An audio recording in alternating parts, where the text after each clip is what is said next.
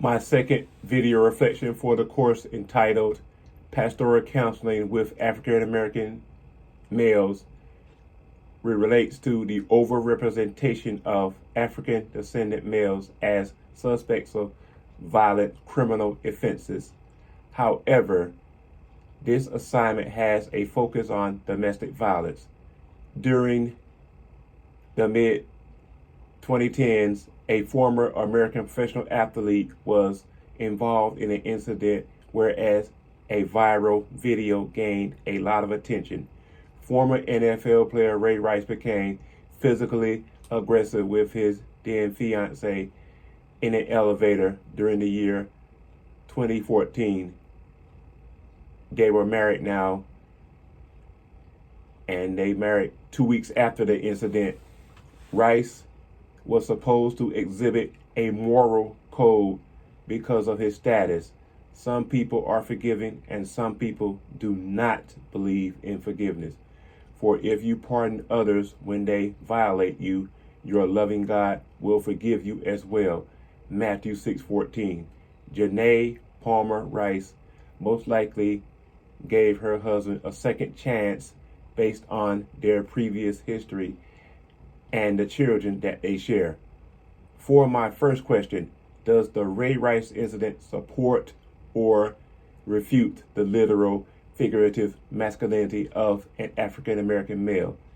The Ray Rice incident refutes the literal and figurative masculinity of African descendant men.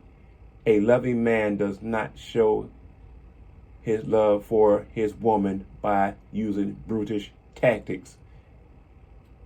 Don't be a bully to your spouse. Colossians 3:19. Attempting to resolve an issue with violence is a bad look for both parties. As I see it, a woman is the most precious gift that a man should cherish. Women are supposed to be loved, cared for, and treated with kindness and tenderness, not abused physically. For my second question, does the Ray Rice incident portray, describe, or evidence the emotional development of African American males? The Ray Rice incident portrays the emotional development of African descendant men because his anger is expressed unacceptably. Currently, domestic violence is a problem in the United States.